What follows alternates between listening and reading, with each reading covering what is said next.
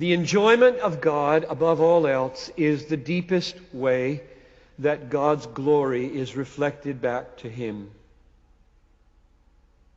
The enjoyment of God terminates on God alone and is not performed as a means to anything else. It is the deepest reverberation in the heart of man of the value of God's glory. That statement changes everything if it's true. You see how high that elevates joy in the universe. We do good works as a means of many things. We speak good words as a means to many things. We think good thoughts as a means to many things.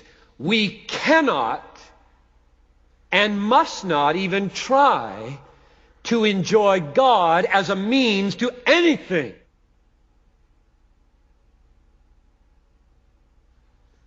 We don't choose joy in God as an act for the sake of something beyond God.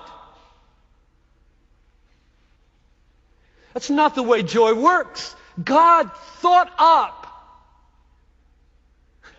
from all eternity this reality called joy because it carries so much of His value when it happens. Nothing else is like it. It doesn't work that way. You do not enjoy your wife so that she will make you supper. You do not enjoy playing ball with your son so that he will wash the car. You do not enjoy a sunset so that you can become a poet. There are no so that's after joy. Now the clapping is just moderate because this is so unknown. No, you don't need to do that. This is puzzling to people. It sounds very threatening and confusing.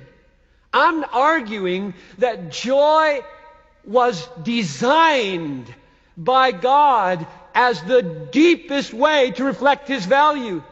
You see how huge? I mean, most of you grew up in places where joy was either icing on the cake. If it comes, it comes. Just obey. Do your duty.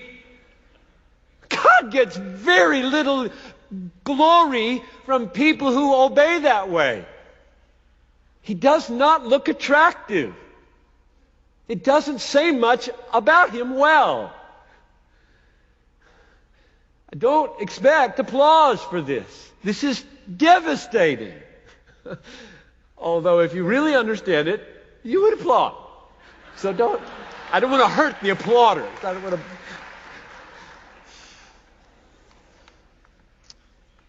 It is the very nature of joy to be a spontaneous response to something you value.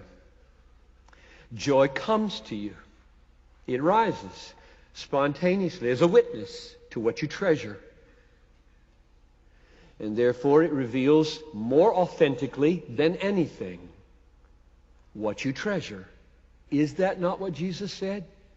Where your treasure is, there will your heart be.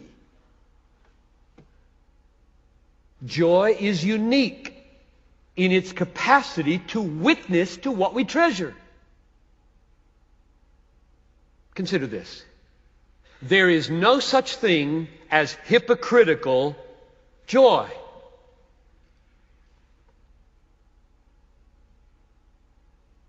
There are hypocritical smiles.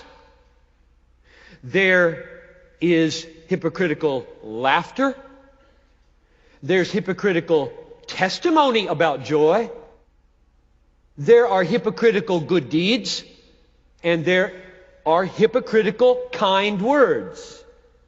There is no hypocritical joy.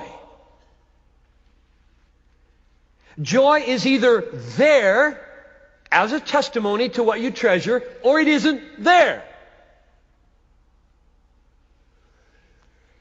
God knew what He was doing when He created us to know with our heads and enjoy with our affections or with our heart. And His aim is that we reflect and display the worth of His glory.